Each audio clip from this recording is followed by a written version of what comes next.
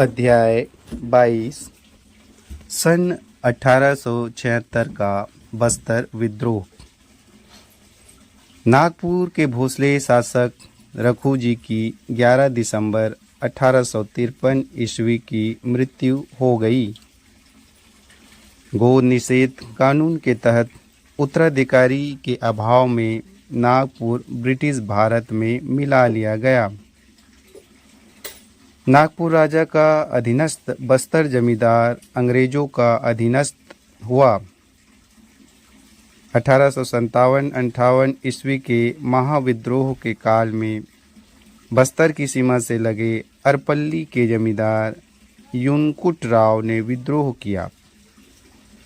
अहेरी की जमींदारी ने, जिसका नाम लक्ष्मीबाई था, 11 मार्च 1859 ईस्वी को पत्र लिखकर अंग्रेजों से शिकायत की कि भगोड़ा जमींदार विद्रोही जमींदार युनकुट राव बस्तर राजा के द्वारा शरण दिया गया है और वह राजा के महल में रह रहा है।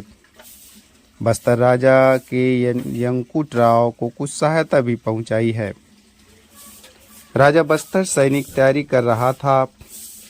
पूछताछ करने पर उसने उत्तर दिया कि पड़ोसी जयपुर राजा के संभावित बस्तर आक्रमण से बचाव के लिए वह ऐसा कर रहा है। 1857-58 ईस्वी का तनाव भरा शांत वातावरण शांत हुआ। बस्तर राजा ने इस विद्रोह में कोई भाग नहीं लिया।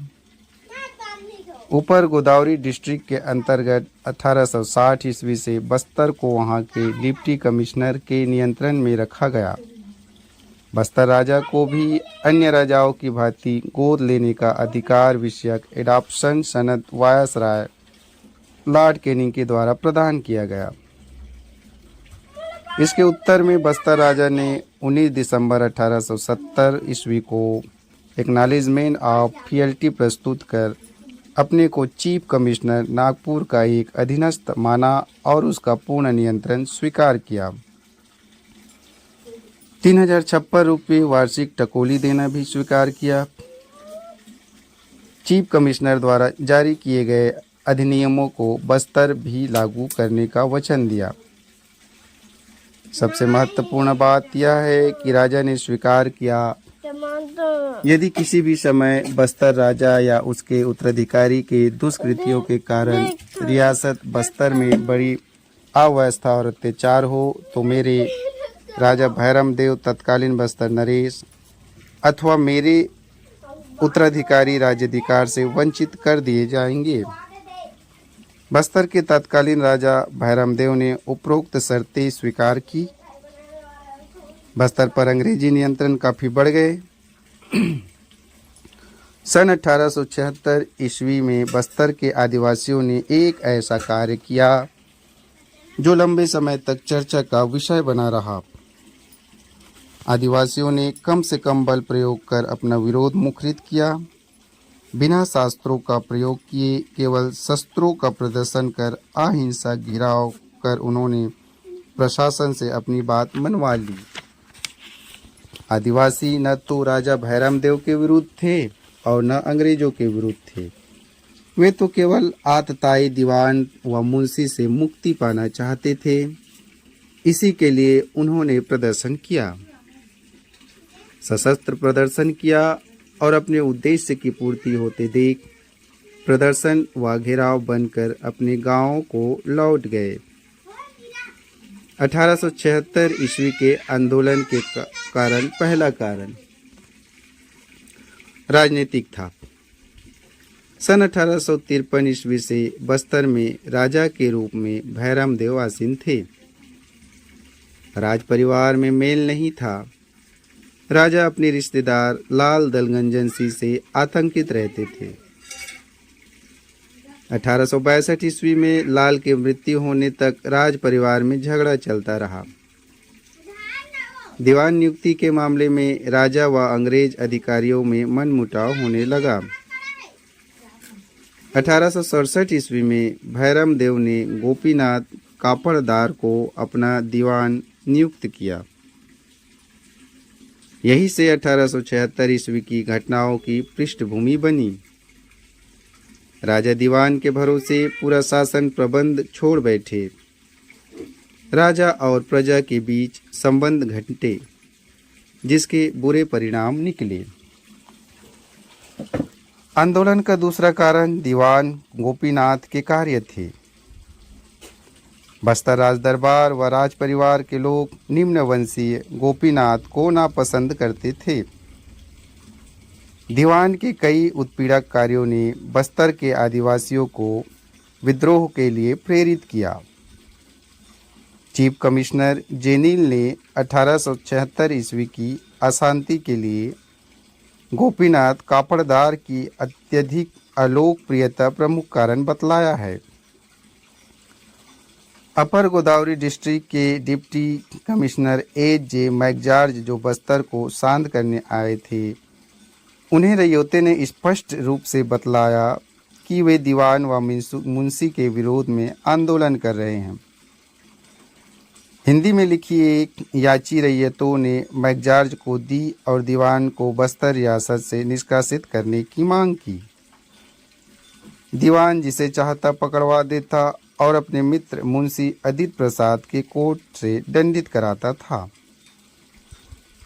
दीवान के विरुद्ध शिकायतें राजा भैरमदेव सुनते भी तो कोई कार्यवाही नहीं करते थे।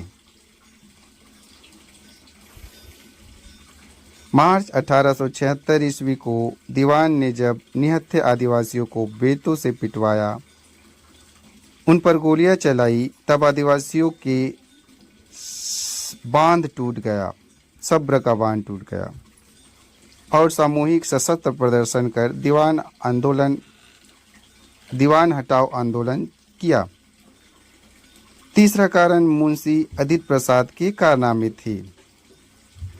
यह मुंशी दीवान का देता था, राजा के क्रिमिनल कोर्ट का प्रभारी था।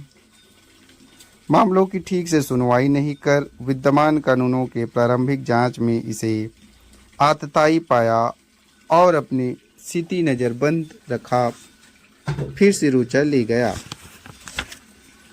सीपी के सेक्रेटरी ने दीवान व मुंशी को रिहा से बाहर करने व उनके दुष्कृत्यों की जांच के निर्देश दिए।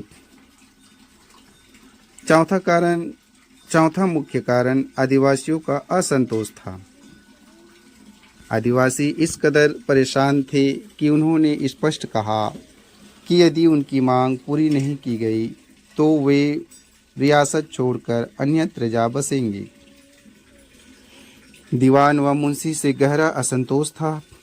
राजा द्वारा बस्तर के लोगों को रियासत में जगदलपुर के आसपास गांव में जमीन देकर बसाए जाने से भी आदिवासी असंतुष्ट थे। ये परदेशी आदिवासी समूह द्वारा नापसंद किए जाते थे।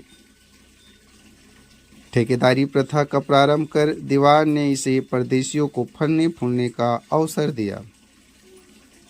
ठेकेदारी बंदोबस्त बस्तर के आदिवासियों का पसंद नहीं आया। मुंशी अदित प्रसाद के कठोर दंड भी आदिवासियों को असंतुष्ट करने वाला था। मुंशी को भी रियासत से निष्कासित करने की मांग की गई। रियासत के अधिकारियों कर्मचारियों द्वारा बिना कीमत चुकाए चावल बकरा आदि ले जाने बेगार कराने से भी आदिवासी परेशान थे। आदिवासियों का असंतोष बढ़ता जा रहा था। 1876 ईस्वी में प्रिंस ऑफ वेल्स से मिलने राजा 29 फरवरी 1876 ईस्वी को राजधानी जगदलपुर से निकले। मार्च वे जगदलपुर से 20 मील दूर बूमपाल नामक स्थान पर थे। इसी स्थान पर राजा सामान लेकर चल रहे कुलियों ने राजा का सामान फेंक दिया। आदिवासियों को यह भय था कि राजा की अनुपस्थिति में दीवान व मुंशी उन्हें और अधिक परेशान करेंगे। उन्हें असुरक्षित छोड़कर राजा की रियासत से बाहर जाने का वे विरोध कर रहे थे। राजा भैरमदेव ने भी उच्च अधिकारियों को यही कारण बतलाया। आदिवासियों को यह भी भय था कि राजा रियासत से बाहर जाकर फिर रियासत में लौट नहीं पाएंगे। अंग्रेज अधिकारी उन्हें लौटने नहीं देंगे। राजा का सामान फेंककर कुलियों ने जो बेहुदगी की थी उससे दीवान बहुत नाराज हुआ। 18 चुने हुए कुलियों को उसने पकड़वाया और कोड़ों व डंडों से बुरी तरह पिटवाया और मामला चलाने के लिए पुलिस की निगरानी में जगदलपुर जेल भेजने का आदेश दिया। आदिवासियों ने रास्ते में अपने इन साथियों को छुड़ा लिया। राजा को जब यह सूचना मिली तब उसने जगदलपुर लौटने का निर्णय लिया। रास्ते में 1500 आदिवासियों की एक भीड़ ने उसका मार्ग रोका और स्पष्ट रूप से दीवान व मुंशी को रियासत से निष्कासित करने की मांग की। शांतिपूर्ण अहिंसक प्रदर्शनकारियों पर राजा या दीवान के आदेश पर गोली चलाई गई, तलवार से प्रहार किए गए और किसी प्रकार से राजा व उसके साथ के लोग जगदलपुर पहुंचने में सफल रहे। चोट खाकर भी अहिंसक बने रहे आदिवासियों ने अपनी रणनीति का निर्धारण किया और चारों दिशाओं से राजधानी जगदलपुर को घेरा। आगामी कुछ सप्ताह राजधानी के लोगों के लिए भय, आतंक व अनिश्चितता के थे। मुख्य घटनाएं 1876 ईस्वी की बस्तर की घटना न केवल रियासत के लिए वरन समूचे सीपी व बरार के लिए उल्लेखनीय घटना थी। आम वृक्ष की शाखाएं गांव-गांव घुमाकर सांकेतिक आह्वान कर सशस्त्र आदिवासियों से जगदलपुर का घेरा डलवाया गया। तीर धनुष भाले कुल्हाड़ी से वे लैस थे। वास्तव में आदिवासी लड़ने के लिए या शक्ति का प्रयोग करने के लिए एकत्र नहीं हुए थे। वे अपनी बड़ी संख्या से यह प्रदर्शित करना चाहते थे कि उनके विरोध का कारण लोकप्रिय है। राजा के लिए अपनी प्रजा द्वारा घेराव नई घटना थी, नया अनुभव था। उसके पास पर्याप्त पुलिस नहीं थे। उसने उच्च अधिकारियों को पत्र लिखकर सहायता की याचना की। 4 मार्च 1876 ईस्वी को राजा भैरम देव ने जो पत्र लिखा वह विशाखापट्टनम के अंग्रेज अधिकारी को मिला। राजा ने बस्तर के 7 परगनों के रैयतों द्वारा राजा के विरुद्ध विद्रोह की बात लिखी। विद्रोहियों की संख्या 2-3 हजार बताई। भविष्य में इसके बढ़ जाने की आशंका बताई। अपने हितों व सम्मान की रक्षा के लिए सशस्त्र टुकड़ियों के साथ शीघ्र बस्तर आने का निवेदन राजा ने किया। राजा के पत्र पर कार्यवाही हुई। बड़ी संख्या में पुलिस व जवान भेजने का निर्णय हुआ। 18 मार्च 1816 ईस्वी को कोटपाड़ से कैप्टन सी स्टाल व पुलिस अधीक्षक बस्तर की ओर रवाना हुए। उनके साथ 267 पुलिस व 250 पैक थे। सिरोचा से 91 सशस्त्र लोगों की टुकड़ी के साथ डिप्टी कमिश्नर A.J. मैकजॉर्ज रवाना हुए। अंग्रेज टुकड़ी बस्तर सीमा पर पहुंची। आदिवासी समूह ने उनका मार्ग नहीं रोका, उनसे लड़ाइयाँ नहीं की। अपना आक्रोश दीवान व मुंशी के विरुद्ध व्यक्त किया। उनका ब्रिटिश गवर्नमेंट से कोई झगड़ा नहीं है, वे केवल न्याय चाहते हैं, ऐसा मैकवार्ड से कहा गया। आदिवासी समूह के व्यवहार व शांतिपूर्वक प्रदर्शन से मैक जाने बहुत प्रभावित हुआ। आदिवासी नेताओं से कहा कि वह न तो राजा से और न आदिवासियों से लड़ने आया है, वह शांति व्यवस्था बनाए रखने आया है। घेरा तोड़ा और वार्तालाप के लिए कुछ लोग आए और शेष गांव को लौट जाए। आदिवासी नेता भीड़ को गांव लौटाते हैं और वार्ता के लिए रुकते हैं। राजा भी हिचकिचाहट के साथ शांति वार्ता में शामिल हुआ। 8 अप्रैल को विशेष दरबार का आयोजन हुआ। राजा, दरबारी, आदिवासी नेता, अंग्रेज अधिकारी उपस्थित हुए। विद्रोहियों को जिन लोगों से शिकायत थी उन्हें अपने साथ रियासत से बाहर ले जाने की घोषणा की। आदिवासी नेताओं की चेतावनी भी दी, अब से राजा या उसके अधिकारियों की किसी भी आज्ञा का उल्लंघन ब्रिटिश सरकार के प्रति विरोध प्रदर्शन माना जाएगा। मैकजॉर्ज अपने उद्देश्य में सफल रहा। राजा व आदिवासी समूह दोनों को उसने शांत करने में सफलता पाई। 1876 ईस्वी के आदिवासी विद्रोह के नेता समय की उपज नहीं थे, वरन हैं वास्तविक नेता थे। विद्रोहियों की कुल संख्या लगभग 3000 थी। बस्तर के मुरिया जाति के लोगों ने, जो जगदलपुर के आसपास के थे, इस अहिंसात्मक विद्रोह में भाग लिया। विद्रोह का प्रभाव। 1876 का विद्रोह अपने उद्देश्य में सफल रहा। केवल शस्त्रों का प्रदर्शन कर आदिवासियों ने अपनी मांगें पूरी करवा ली। ब्रूमपाल के पास घटित घटना में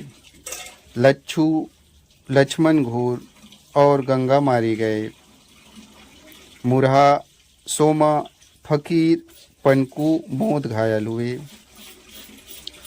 इस घटना ने राजा को स्थिति से साक्षात्कार करवा दिया। दीवान व मुंशी के प्रभाव से वह मुक्त हुआ, क्योंकि दोनों को मैकजॉर्ज ने रियासत से निष्कासित किया। आदिवासी नेताओं को दी गई चेतावनी महत्व की थी। राजा को प्रजा से सतत मिलते रहने की समझाइश दी गई। दीवान व मुंशी के रियासत से निष्कासित किए जाने से आदिवासी प्रसन्न हुए। उनकी मुख्य शिकायत दूर हुई। 11,787 रुपये 3 आना 9 पैसे कुल खर्च बस्तर के विद्रोह को दबाने में हुआ। बस्तर रियासत से इसे वसूल करने का निर्देश भारत सरकार ने दिया। प्रतिवर्ष 1,000 रुपये का किस्त निर्धारित किया गया। बस्तर रियासत की आर्थिक स्थिति पर इसका बुरा असर पड़ा। 1876 की घटनाओं से रियासत को यह लाभ हुआ कि राजा व रैयत के बीच का मनोमालिन्य दूर हुआ। यद्यपि उसके लिए काफ़ी कीमत रियासत को चुकानी पड़ी। बस्तर पर शोध कार्य करने वाले डॉक्टर राम कुमार बिहार की यह टिप उल्लेखनीय है। जगदलपुर को घेरने व अशांत वातावरण का निर्माण करने के बावजूद अंग्रेज अधिकारी ने आदिवासी नेताओं को कोई दंड नहीं दिया। इससे वे प्रभावित हुए।